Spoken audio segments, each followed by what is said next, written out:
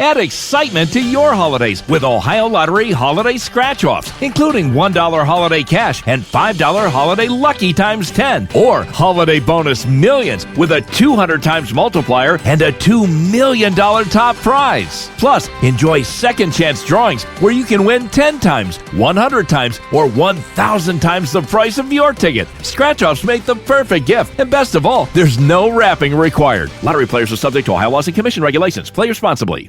Welcome to Mind Love, episode 314. Today's episode is all about the curious relationship between perfectionism and performance. So high standards in and of themselves are great. People that are conscientious have high standards. People that are meticulous have high standards. People that are diligent and show a lot of perseverance have high standards. And those standards are fine if they come from a very active, optimistic place that wanted to do better, wanted to grow, wanted to improve, and all the rest of it. However, that's very different to perfectionism. Perfectionism at root is kind of deficit thinking, where we live our world in the deep-rooted belief that we're not good enough, that we're not perfect enough, that we're flawed or in some way deficient. And as a consequence, we're trying all the time to garner other people's approval and validation that tells us we're worth something in the world. So at this very basic sense, it's a relational trait. It's a way we interact with other people. And it's a strong need and desire to feel like we're worth something through the approval and acceptance of other people. And what's the way that we guarantee that approval and acceptance? Well, we try to be perfect. Turn up your frequency with Mind Love. Bite-sized brain hacks for seekers, dreamers, and doers. It's time to give your mind a little love with your host, Melissa Monti.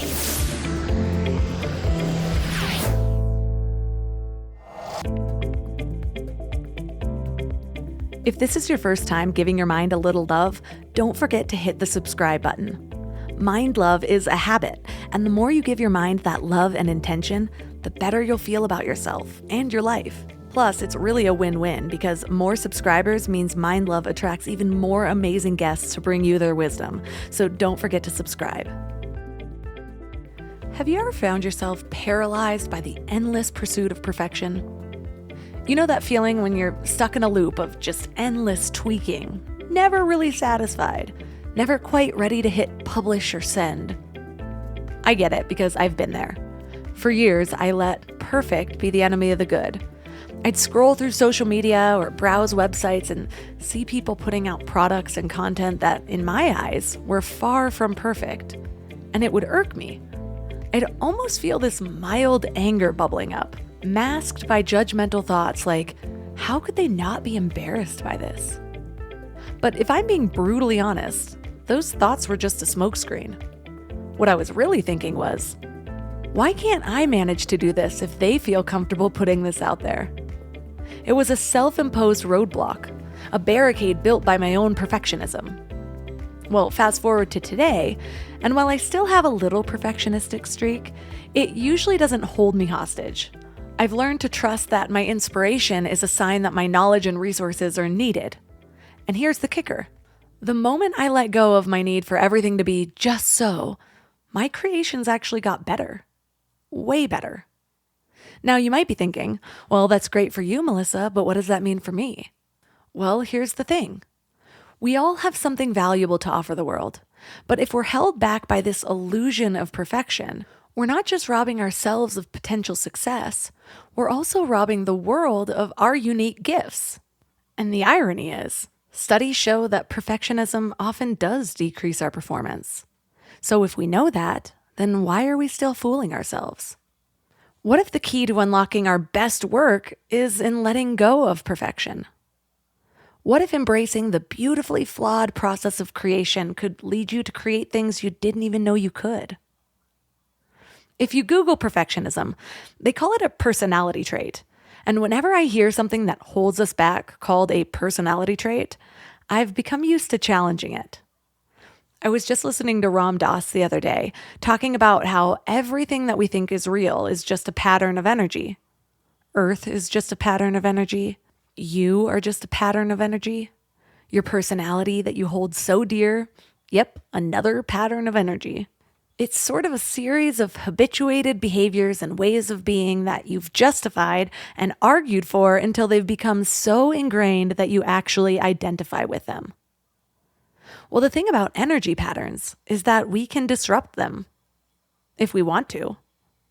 We can also cling to our personality and refute any notion of change with, but that's just the way I am. And that's also a viable life path, if it makes you happy, really and truly. But if we're being honest with ourselves, I doubt that it really does. I've mentioned this before. My goal in this lifetime is to identify with less, to detach from the Melissa who is this way and does this thing. And instead, I'm learning to just watch it all unfold. Because the way I see it is, if this is all just an illusion, I may as well have fun in the dream, right? It's like that moment you have a lucid dream and you're like, wait, can I fly? Can I make love to my childhood crush and give birth among the dolphins? The same is true in this dream. The more I'm able to detach from who I thought I was, the easier it is to craft my life and myself, the Melissa-ness that I've grown so close to.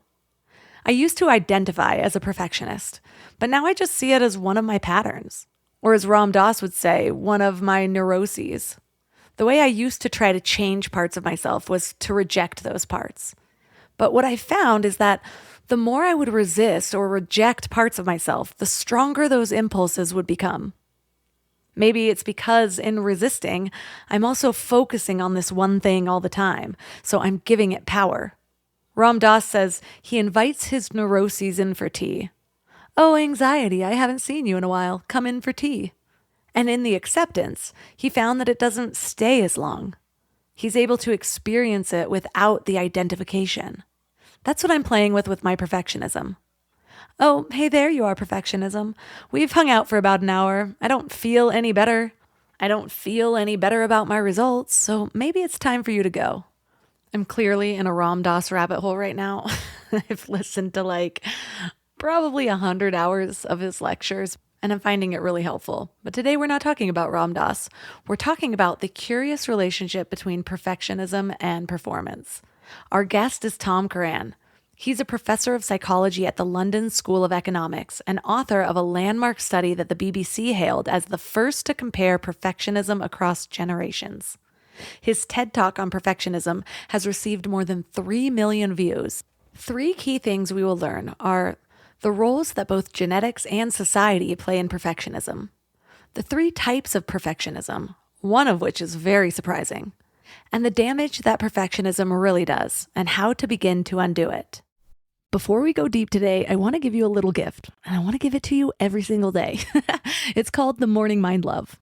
I know how life can be. You're all fired up after an inspiring episode, and then a new day or a new challenge comes at you, and it's just hard to keep up that energy. Well, the Morning Mind Love is kind of like an oracle from your higher self to help you start each day with a positive focus. Plus, when you sign up, you get 2 free gifts, a 30-minute binaural meditation and 30 days of journaling prompts to help you remember who you truly are. And it's all completely free. So join over 9,000 people and go to mindlove.com to sign up or text the word morning to 33777.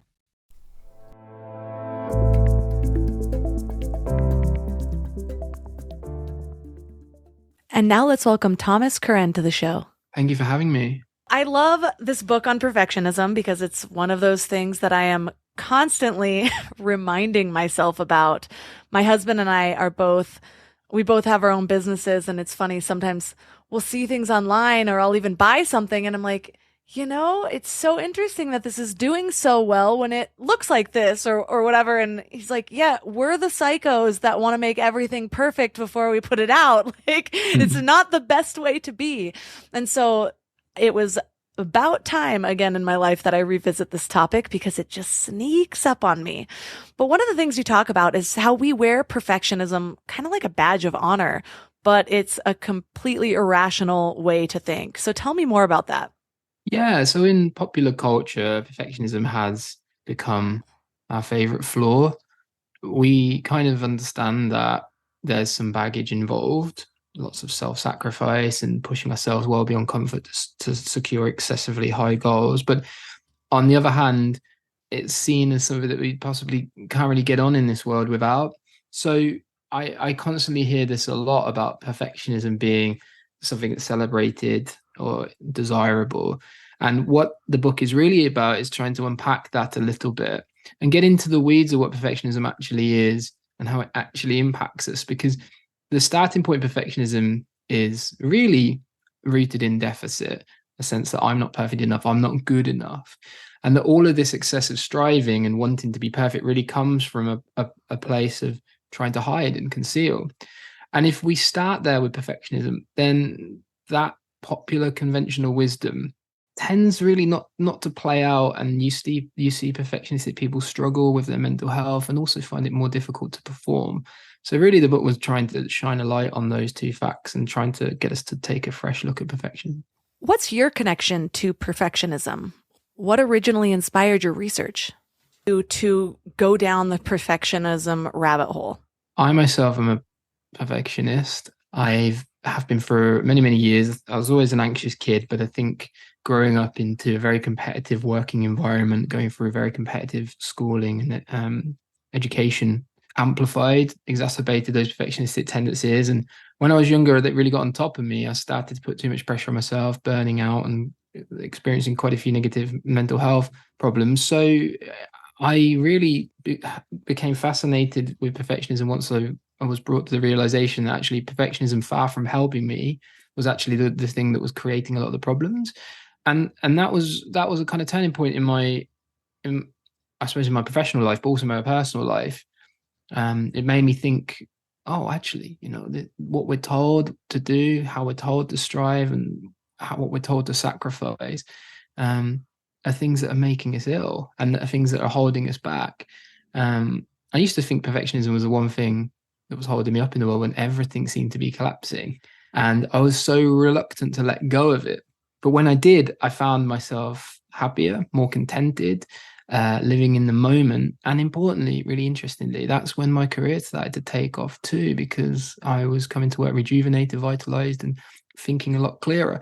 So it was a real epiphany moment for me when I realized perfectionism actually holds us back more than it carries us forward. And I was really interested to learn more about it. So that's why I started to research it more seriously in my role as an academic. I really loved the way you talked about Lance Armstrong. I have this whole imaginary relationship with Lance Armstrong. No, I actually ended up spending a weekend with him through some friends down in Cabo one weekend, and we all had dinner together a couple of nights, and it was soon after that the whole scandal happened with him. And I remember wondering what to think. I was younger. And so it was one of those things where the news would come up and I would just sort of jump on the bandwagon of feeling how everyone else was feeling and oh man, he cheated. I knew he was a cheater from that dinner I had with him.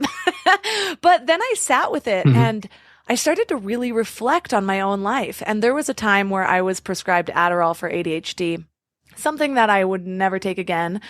I understand it helps some people. I really believed it helped me for a long time. Now, looking back, I sort of feel like it stole my soul. That's just my personal experience. But when I look at why I used Adderall, it was really to keep up with this level of output that I assumed everyone around me was doing. And it's funny because I lived in LA for a long time, and I would go to WeWork and co-working spaces, and it was an awesome place to live because there were so many creators doing awesome things. And it wasn't until I actually moved out of that town that I realized how much people look at me in that same way. Oh my gosh, you're creating this and you're doing this and you just had kids. And I'm like, I guess it is a lot. But in the bubble I was in, I always felt like I was underperforming. So I know that was kind of a long-winded way to say, tell me the story about Lance Armstrong, because it was a couple of years into it that for some reason my mind would go back to his story. And I'm like, that must have been an impossible situation to be in.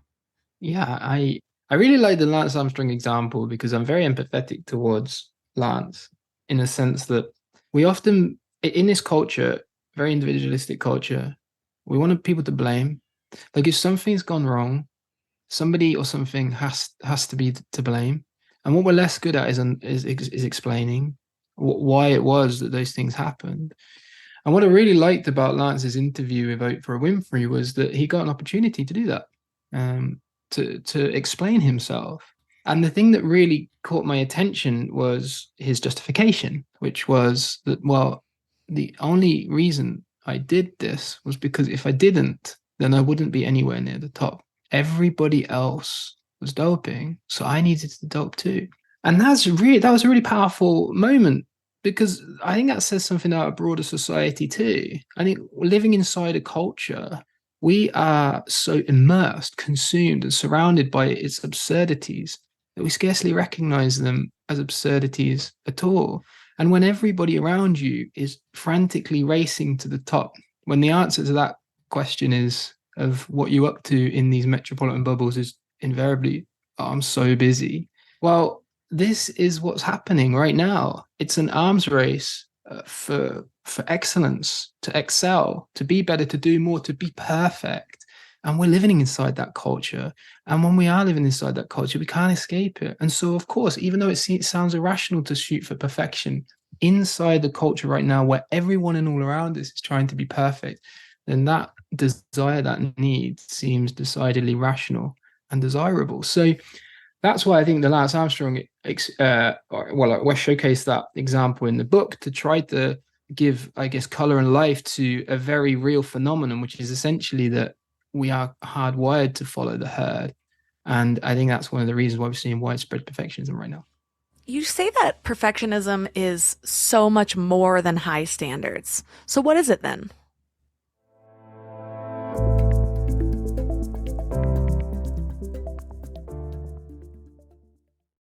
I don't know why it took me so long to invest in good bedding. I resisted it for years, but something flipped in me about 3 years ago. And now I'm basically a pillow connoisseur. I've tried them all, and I get weirdly excited about good bedding.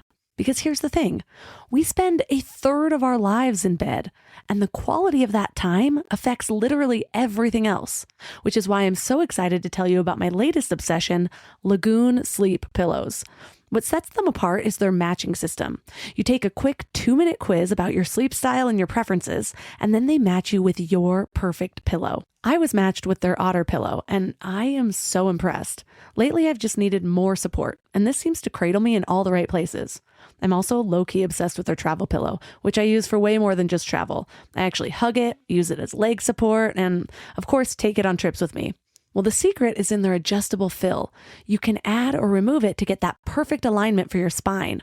A study even found that the right supportive pillow can improve sleep quality by 63%. And Lagoon lets you try their matched pillow for 100 nights risk-free. Free returns, no questions asked. Falling asleep has never been easier. I toss and turn less and just wake up feeling refreshed every morning. Go to lagoonsleep.com and take their awesome 2-minute sleep quiz to find your match.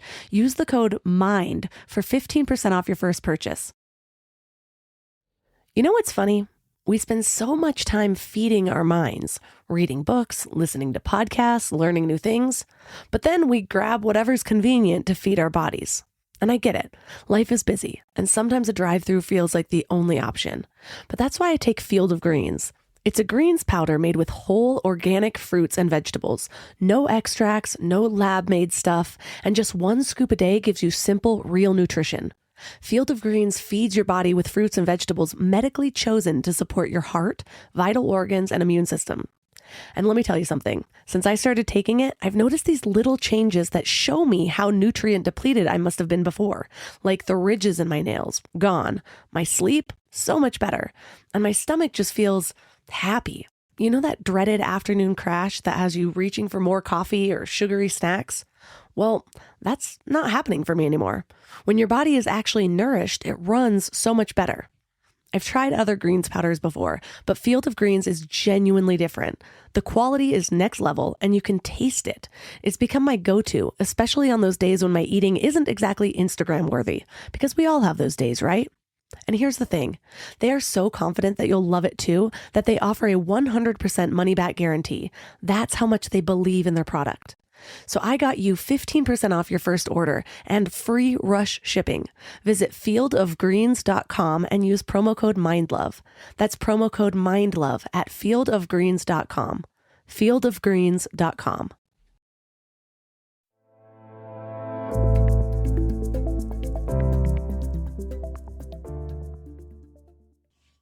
You say that perfectionism is so much more than high standards. So what is it then? So high standards in and of themselves are great. There's no problem with high standards whatsoever. People that are conscientious have high standards. People that are meticulous have high standards. People that are diligent and show a lot of perseverance have high standards. And those standards are fine if they come from a very active, optimistic place that wanted to do better, wanted to grow, wanted to improve, and all the rest of it. However, that's very different to perfectionism. Perfectionism at root is kind of deficit thinking, where we live our world in the belief, deep-rooted belief that we're not good enough, that we're not perfect enough, that we're flawed or in some way deficient. And as a consequence, we're trying all the time to garner other people's approval and validation that tells us we're worth something in the world. So at this very basic sense, it's a relational trait. It's the way we interact with other people. And it's a strong need and desire to feel like we're worth something through the approval and acceptance of other people. And what's the way that we guarantee that approval and acceptance? Well, we try to be perfect. Now, of course, this is a trap because once we shoot for really high goals, we try to be perfect. We're setting ourselves invariably up for the failure that exposes those deficiencies and shortcomings to the very people we're trying to hide them from. So that creates a lot of anxiety, plummeting our self-esteem. And to compensate, we set even higher goals to try to recoup what was lost. And this sets this really debilitating cycle of high and excessive standards, which leads us to feel more sense of deficiency, which means we overcompensate and so on and so on. So that's the difference between high standards and trying to do well and perfectionism. What I found really interesting is in your book, you mentioned how there's so many self-help books and documentaries and podcasts and everything around feeling like we are worthy or feeling like we're good enough. But that what we fail to consider is that not good enough feeling is actually built in. We're sort of born with that. Can you tell me more about that? It's built into many. So first of all, the first thing to say, yes, there is some genetic heritability to perfectionism. About 30 to 40% of between person differences in perfectionism can be explained by genetics. So if you're born with a greater propensity to be a perfectionistic person, then it's likely you're going to score higher on perfectionism scales than other people. And unfortunately, there's not a lot you can do about that. And actually, I think there's something quite comforting about that in a weird kind of way. But beyond that, perfectionism is learned in society and all around us through the things that, through the way we're parented, but also through the things we experience outside of the home, things like school and college, pressures there, pressures at work, and pressures in the broader outside popular culture and advertising and social media. All of these things are weighing on our sense that we need to be perfect. And the reason why I emphasize this feeling of not good enough and why I feel it's systemic is because society right now is organized, or more specifically, our economies are organized to instill a sense of discontent and disaffection all the time, because it spins on an axis of consumption, work and consumption. Now, if we felt good enough, we wouldn't consume, and we wouldn't need to feel the need to overwork, to overconsume. And as a consequence, that plummet in demand would create all sorts of economic problems, not least because businesses close, jobs would be lost, and you start to see really significant societal issues that come from that, and including things like the things we need, right? Healthcare, education, infrastructure, and all the rest of it begin to collapse. So there's a very profound point in the book where there's a realization that I come to, which essentially is that this feeling of not good enough is really way bigger than us. It's that we need to feel it in order for our economy to keep growing in the way that it does. And so, yes, there's a genetic component, but I think this sense and this feeling is really reinforced and amplified all around us, whether it be in schools, colleges, as I said, whether it be in the workplace, whether it be in advertising or social media. It's just everywhere. It's funny that you mention that because I was just talking to one of my cousins, and to set the stage, this particular cousin has never read a self-help book. I don't think she really has the awareness that like we can change things that we may have created from our, or may have been come from our genetics. And one example of this is that one side of my family, actually both sides, but one side in particular has just a lot of different addiction issues.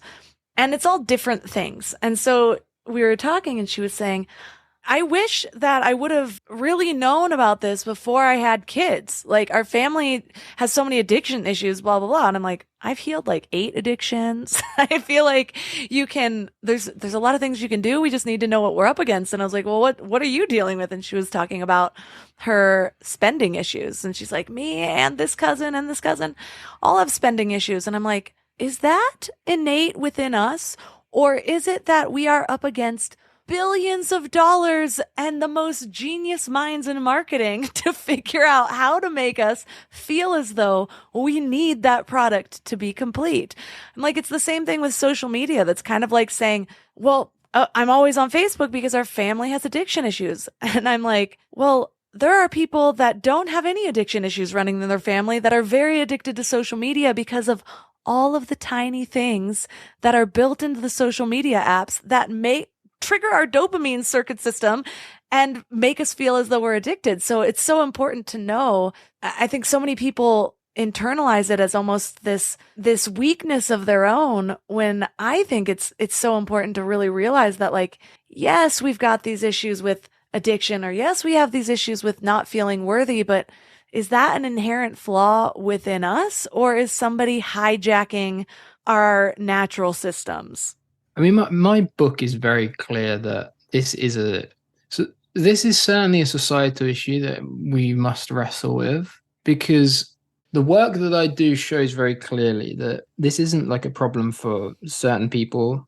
This is a problem for everybody. What we're seeing right now is levels of perfectionism rise across the board. The needle is moving higher on levels of perfectionism that people are reporting. And we've got lots of data to show that.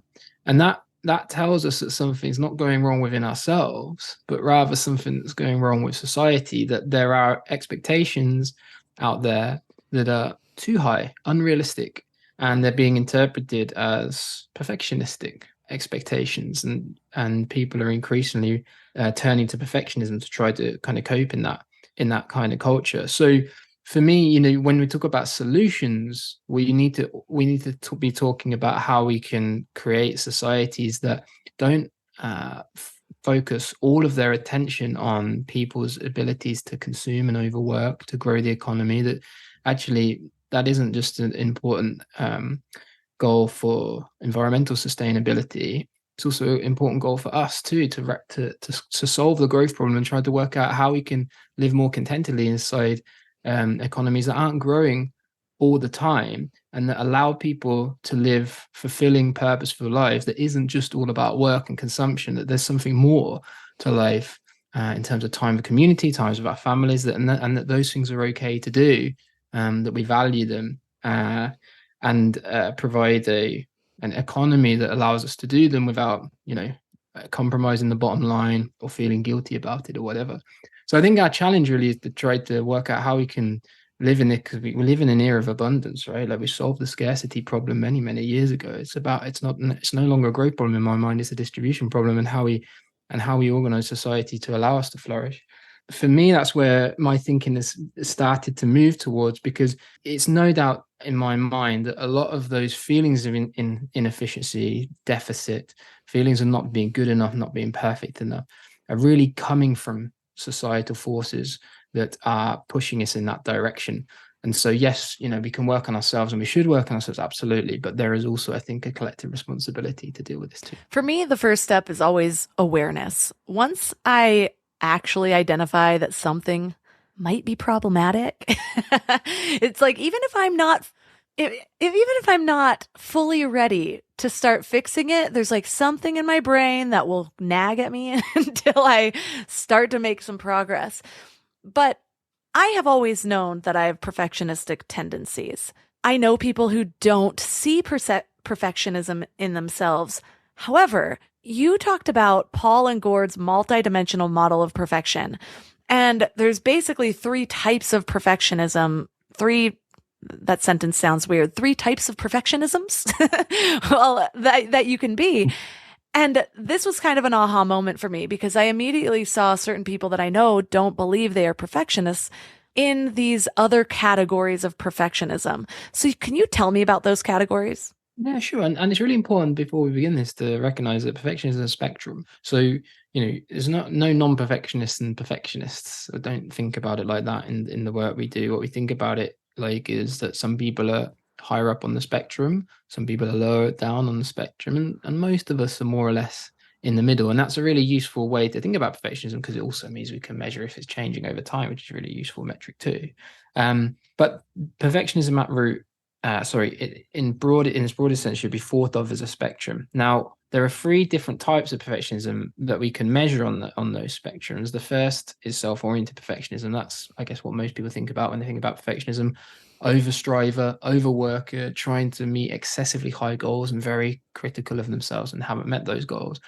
But in conversations with many perfectionistic people, Paul and Gord were able to identify that it wasn't just perfectionism that came from within that was impacting people, but it was also perfectionism that they feel was coming from outside too. So people were telling them that not only did they need to be perfect to meet their own high standards, but they were also felt like they needed to be perfect to meet other people's high standards. This is socially prescribed perfectionism in the sense that everybody and all around me expects me to be perfect. They're watching, they're judging, and they're waiting for me to slip up. That's socially prescribed perfectionism. And they were also seeing something curious too. And this is the idea that perfectionism tended to be not just turned inward, but turned outward too. So you would have people expect perfection of other people in their social environment or just other people more generally. And what you would see in these sorts of individuals is that they would expect you to be perfect. And if you're not perfect, they're going to let you know. And this is other-oriented perfectionism turned outwards. And these three elements of perfectionism together make up Paul and Gord's multi-dimensional perfection. Showcase this model because I think it's the most complete perfectionism model that captures all the different elements and manifestations, both behavioral, cognitive, and emotional, that we tend to see in perfectionistic people. So bear those three in mind: self, social, and other, because those are the three different traits of perfectionism. And as I said, they all fall on spectrums. So some could be high on self, a bit lower on social, maybe higher on other. Some could be high on social, a bit lower on self. And there's all sorts of different constellations. So there really is no one size fits all. And that's also one of the most interesting things, I think, about perfection. And I think for a lot of people, it just seems sort of like a harmless flaw. It's why we all use it in our interviews with companies. Oh yeah, my biggest weakness, I'm a perfectionist. But you actually talk about the relationship between perfectionism and performance. So light the way for us here, because it is not as flowery as we think it is. Yeah, so this is one of the things I hear a lot when conversations around perfectionism, because I often will talk a lot about why it is that perfectionistic people suffer psychologically, why does it creates a lot of distress, and a lot of people are on board with that. They can kind of relate with that, and they understand the mechanisms and processes. But then they'll always say, but isn't it the case that we need a bit of perfectionism, because without it, we're not going to reach the top, right? If you don't strive for perfection, you're not going to land on excellence and all that sort of stuff.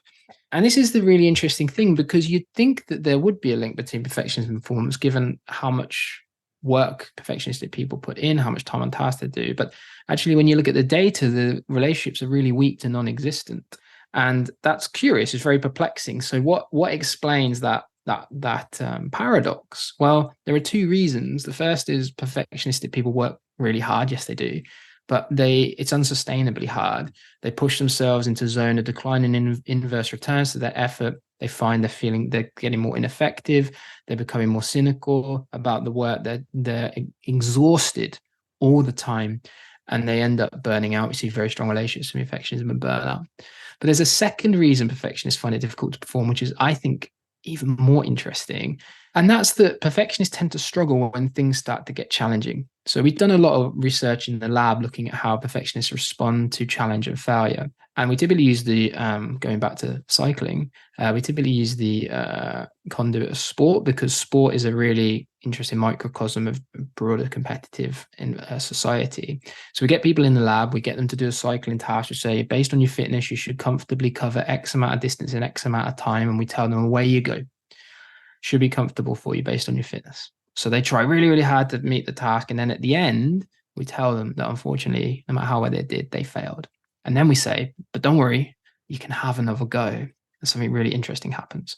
So people who are not very perfectionistic, they don't really change their effort on the second attempt. If anything, they put in a little bit more effort. But people who are high on the perfectionism spectrum, they do the opposite. They withhold their effort on the second attempt because the anticipated embarrassment and shame of failure is so intense that they'd rather withhold themselves. That's a self-preservation technique. Essentially, it's one that means they can tell themselves that they can really fail at something that they didn't try at. And so this self-preservation kicks in when challenging situations start to present themselves. And of course, withholding yourself. This is why perfectionists, by the way, procrastinate a lot, because it's an anxiety management technique for them to take away those difficult emotions that they're experienced by finding things difficult. Well, that's not at all conducive to performance. Withholding ourselves, only pushing ourselves towards things we think we're going to be successful at, and removing ourselves from situations where we might fail, procrastination, putting things off, turning things in late, all the rest of it. All of these create negative impacts on our performance. And so it's not even the case that you get the benefit, right? Like you have a lot of mental distress, but you don't have the performance benefits either. And so the question is, why do we celebrate perfectionism? And shouldn't we celebrate other things that are much healthier instead, like conscientiousness, diligence, meticulousness?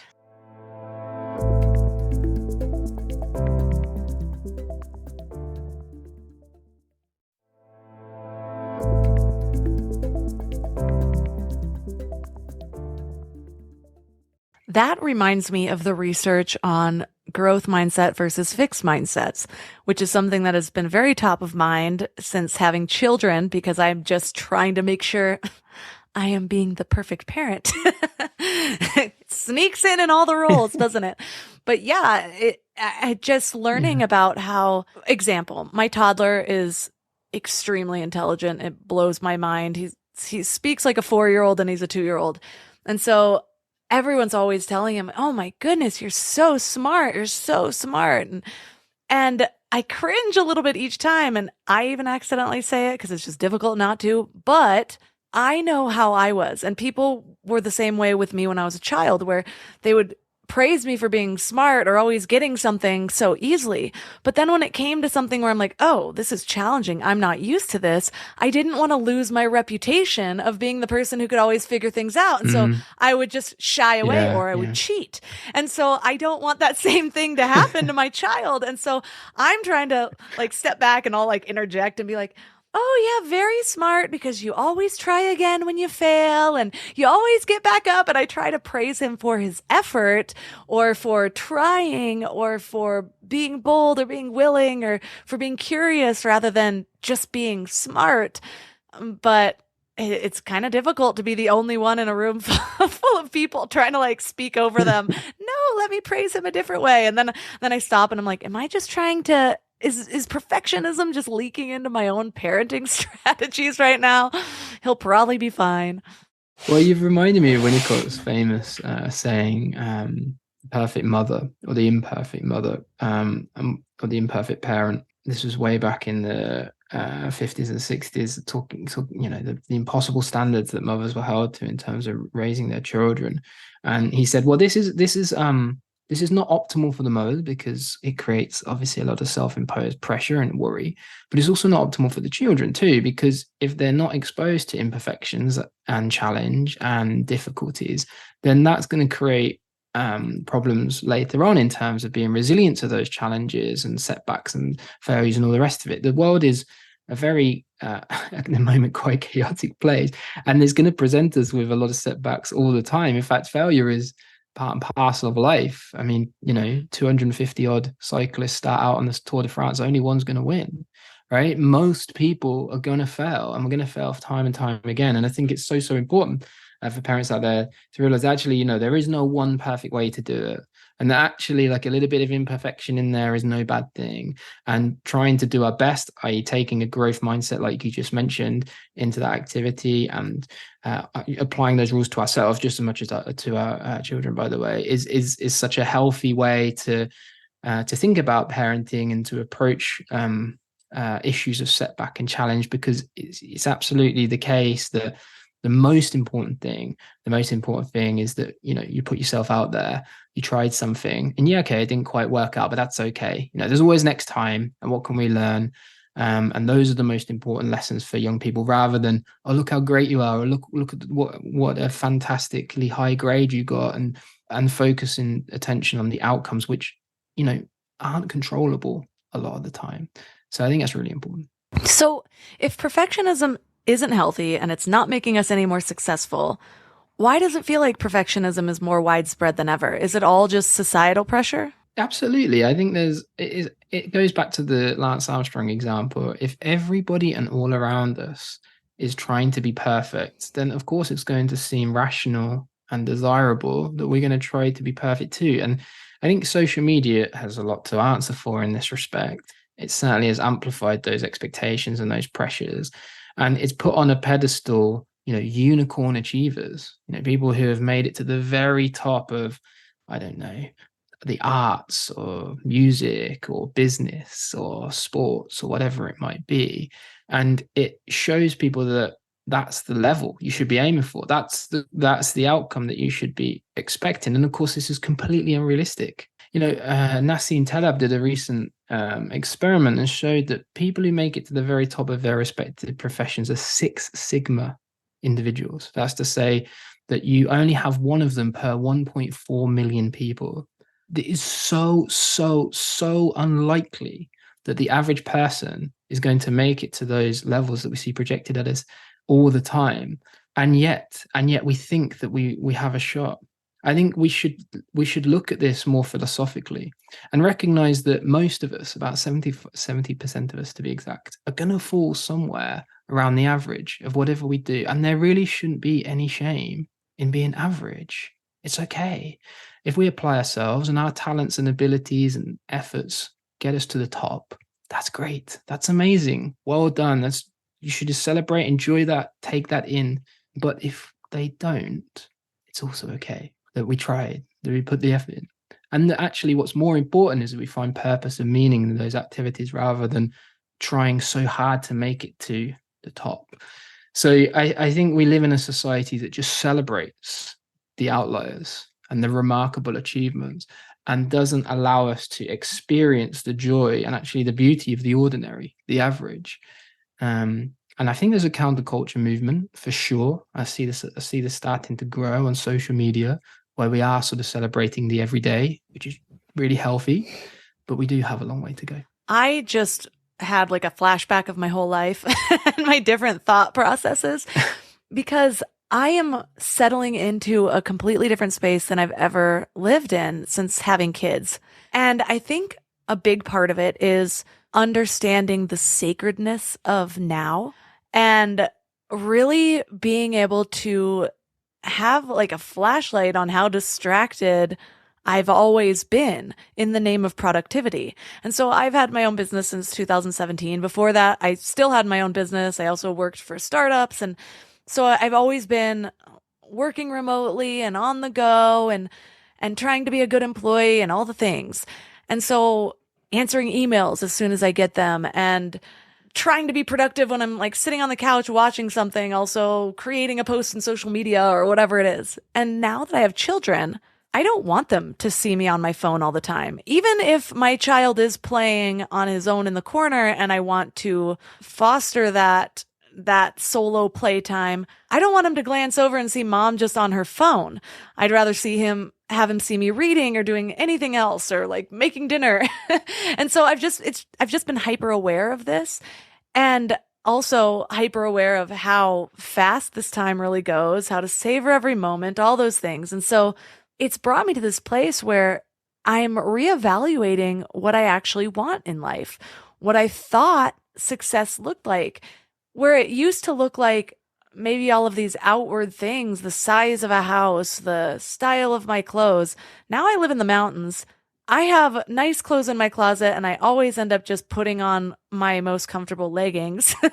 and and I know how much Mm. space I need, and it's like certain spaces are too large and it just ends up being more stress. Long story short, I'm in these little moments with my children and I'm like, this is what I'm striving for, is just to be able to have time with them. And so my ideas of everything else, like, yeah, okay, this deck that I'm making, it's not perfect, but do I want to spend an extra hour on this right now, or do I want to go hang out with my son?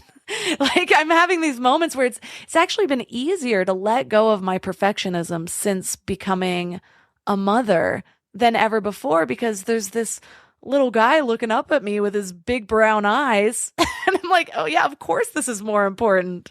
It's so true. And actually, if only those moments of uncultivated joy weren't taken from us every day by our attention being captured and drawn towards anything that could be monetized and sold, if only we could live in that moment most of the time.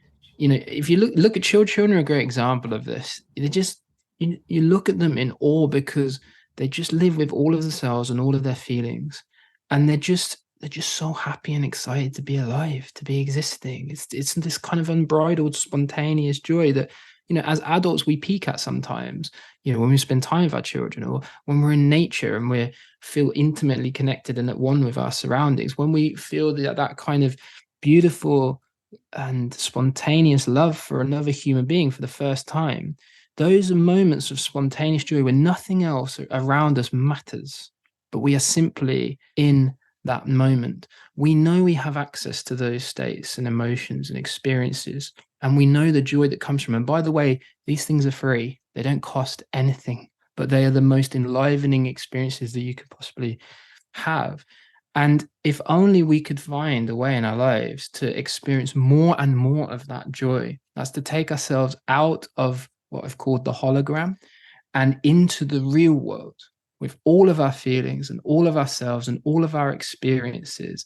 That is where we will be most happy, most contented. And importantly, actually, there'll be naysayers who say, well, you can't succeed in living a life like that. Well, actually, I would argue that you can. And my own experience and the experiences of many other people will tell you that if you're able to live more contentedly in the moment with more purpose, then you will be infinitely more productive than constantly worrying about what other people are doing and how you're looking and impression managing every single minute of every single day.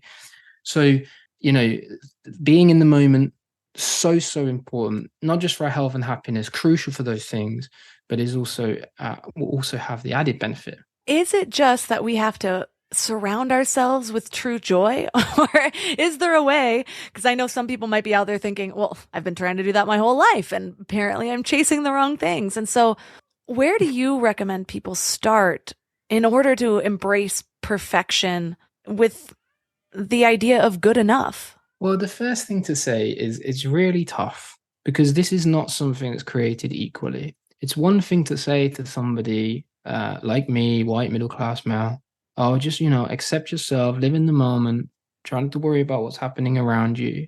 And it's another thing to say to some of the people I went to school with who live from paycheck to paycheck that, oh, you have to do those same things, because taking a break, going away, is quite literally for them a matter of survival, or not losing your tendency or whatever the rest of it is. So one of the also things I'm trying to impress on the book is that it's all very well to say to people, this is really important, and it is really, really important, but it's so important alongside that for us to recognize as a society, we need to provide contexts and environments where people can do these things without these sword of Damocles hanging over them all the time. So this isn't just an individual thing. This is also a societal thing. But that said, it's so important where possible to take ourselves out of situations where we are constantly being told how to be, what we should be doing, how we should be living, how much we should be working, what we should be consuming. And I'm thinking here, social media, I'm thinking television, I'm thinking the broad, like anywhere where there's kind of there's the commercial pull. Of course, you can't escape these things all the time, but spending less time in those domains is really important, and more time out in the real world is so crucial. And whether that be spending time with our kids, whether that be going out into nature, whether that be spending our time with our friends or our family, whether that be pursuing our passions, like music, cycling, sport, whatever it might be, doing the things that bring us some kind of purpose, meaning, and joy. That's what's so crucial. And if we can do that, if we can prioritize those enlivening experiences and pull ourselves away from the experiences that kind of have a dampening impact on our lives, like yearning, wanting, craving, then we will begin to experience more and more of what Kristen Neff calls self-clarity, which is a sense of understanding who I am, what I am, and accepting myself and all of my imperfections and all of my flaws and all the rest of it, and living as a consequence more contentedly. But I think it's really important. There's a lot of people who will advocate these things, but it's also important to recognize that this isn't just something that we can do for ourselves, that we live inside a society that's always going to pull us in the other direction. And it's going to be far easier for some people to practice than it is for others. So yes, this is an individual thing we can all work on: self-acceptance, self-clarity, but at the same time, we also have a collective responsibility to advocate for societies and environments that allow us to thrive. And so that really is the kind of the if we can get those two right, then we will live in a much happier world. We've talked about how these feelings of not good enough are sort of baked in. It's something, it's like a little wound we're all born with that's just waiting to be scratched, and some of ours are scratched a little bit harder than others. So how do you recommend that people start to build up their self-acceptance, especially given that we're up against the billions of dollars of marketing funds that people use to make us feel like we need this next product in order to be whole, or to even show us that we need to be married because there's a whole marriage industry and there's a whole, like, everything's an industry. And so we're all just feeling like, oh, without that last thing, we all have a last thing that we still need in order to feel complete. So where do we start to build that up in a way that's going to be more lasting, instead of for the 15 minutes after we purchased the new car or whatever it is? Well, the first thing is, like you said earlier, I think awareness is the crucial first step in this. So once I became aware that there's a much broader context to those feelings of not being enough, that's to say that these aren't just perceptions, as a lot of people think they are. They are very logical, rational, and inevitable beliefs that come from the quite relentless cultural conditioning that's making us feel this way. And if we can understand that, we can get our head around that, then that takes a great deal of power off, because what that suggests is that this isn't my fault. The reason I'm unable to snap out of this is because I live in a society that's designed purposely to instill these feelings. And that, for me, is a huge first starting point, because if you can take that responsibility away, if you can accept in your own life that the way you feel isn't, the feeling bad and feeling discontented and feeling always that we need to do more isn't something that's wrong with you, that's something that's wrong with the society that you live in. I think that's such a powerful starting point. And from there, you can try to meet the world where it is. Stop trying to happen constantly in the world like you're supposed to, like you're told to. You can be the author of your own destiny. You can do anything you want if you put your mind to it. Well, that's simply not true. And actually, if we can try to meet the world where it is instead, if we can accept that, we have goals, we have aspirations, we have places we want to go, but we can know that it's going to take time, that along the road there's going to be roadblocks, there's going to be setbacks. Sometimes there's going to be a friendly tailwind, and that's great, we can motor along. But sometimes there's going to be no wind at all and we stand still, and sometimes there's going to be a really strong headwind and we might regress, and all of these things are okay. It's just part and parcel of living life and being an imperfect, fallible, exhaustible human being. So I think meeting the world where it is really important. There's a concept called radical acceptance, which I'm really a big advocate of. And radical acceptance is really knowing that things are, there's going to be times in our lives when things go wrong and they're inevitable, or it's going to take longer than we planned, or it might not even happen in the way we planned. And all of these things are okay. We don't need to turn on ourselves into a pit of self-regret or self-loathing, but that actually we can radically accept those realities as part and parcel of life. And And finally, I think the third thing that's really helped me is to push yourself out of your comfort zone and show as much of yourself as to the world as you can, and take little steps. This isn't going to happen overnight. Good example for me was I'm quite a good musician. I play the guitar quite well, but the only reason I play the guitar quite well is because I suck at singing. So instead of putting myself out there and just doing the thing that I love, which is playing and writing music, which by the way has helped me through some of the lowest points in my life writing music, but I wouldn't put myself out there because I wasn't a world champion at it, because I couldn't sing. And I felt like I would just look terrible and everyone would be judging me. Well, I think really it's also important for us to recognize that there are things that we enjoy, there are things that we love, and there are things that also we suck at. These things aren't mutually exclusive. They can occur at the same time, and that shouldn't stop us doing it. Just because we're not world champion at something, just because we're not exceptional at something, shouldn't stop us from doing the things that we enjoy, or the things that we know are going to help us grow and develop. And that doesn't just include hobbies, that includes things at work. Put yourself up for a presentation. If you think public speaking is an area where you are a little bit lacking in confidence in, put yourself up to write a report. If writing is something you think you need to improve on, these little steps out of our comfort zone, challenging our perfectionism in really important ways, is like taking a sledgehammer to those beliefs and those cognitions. And really, I could go on and on and on about all sorts of little micro steps, but the big point is to try to live life in a different way, a way that accepts there's things beyond our control that are creating these feelings, to meet the world where it is and try not to constantly happen in it, but just allow the world to wash over us. And also challenging our perfectionism in important ways. Those are the three most fundamental things that are really important for breaking through this characteristic. Well, I love to leave listeners with an action item. One thing, maybe it's the thing that you use to snap yourself out of perfectionism, or just something that you found is a good entry point to focus on for the week to start to ground this material into their lives. What action item would you leave them with? Okay, there's loads of things I try to do, but one of the things that perfectionistic people I struggle with a lot, and I'm going to go really practical here, but it's something that's really I struggle with a lot, is moving forward, particularly in creative activities. When we're trying to design something new, we're trying to write something from scratch, we're trying to build something up from the ground. The hardest part is to get started. And people who are non-perfectionistic, just it's almost like second nature. It's almost like eating or drinking. It's so easy for them to be able to just put something out on a paper, almost kind of just throw ideas out there and see what hits. But for the perfectionist, that's not possible, because you couldn't possibly think about putting just anything out there. It has to be perfect.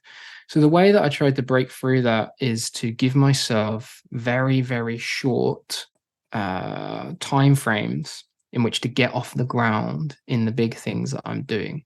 So if it's, say, a book, because that's massive, here's 30 minutes and you've got to write 200 words. It doesn't matter, if that 200 words never makes the book, but what's important is it gets something on the page, it gets you writing, it gets you started, and then you can always iterate and edit later. So time frames are really good to focus your energies on getting things down. And perfectionistic people, once they get started, they find it very, very easy to continue with the project, but it's the getting started that's the paralysis. So time frames, putting things down, to-do lists are really important, but make sure that they're to-do lists that actually need to get done, because perfectionists can overdo to-do lists. And making sure that you're organized and in a good and productive frame of mind by giving yourselves those structures, I think is really, really important. It's certainly helped me anyway. Yeah, time blocking I have found to be extremely helpful, because it almost puts the same constraints on that doing something super last minute would do. And my ADD brain has always thrived on that. Like, well, I had 3 months. Now I have 1.5 hours. Let's go. So at least I put those constraints around it myself. And it works most of the time, like surprisingly well. So thank you so much for all of your research on this topic, because I know, especially with the introduction of social media, we're all just seeing everybody's highlight reels all the time.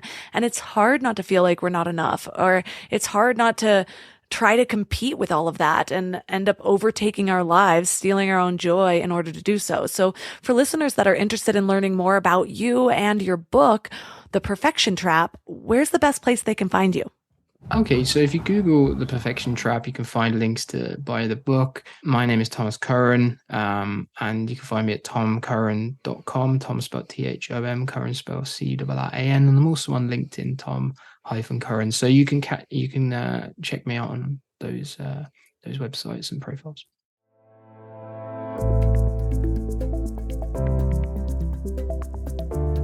All the links to this episode will be at mindlove.com/314. Your challenge for this week is to create something imperfect. I love the idea of, if writing's your thing, or even if it's not, writing's good for all of us, just to write 200 words. I've seen so many devices over the years that are meant for this because so many people, especially established writers, know that this is one of the biggest caveats to get around if you're actually going to begin creating. And so I remember finding this typewriter that was a typewriter where you couldn't actually see what you were writing, or you couldn't backspace or something like that. So you had to just keep flowing and then edit it later.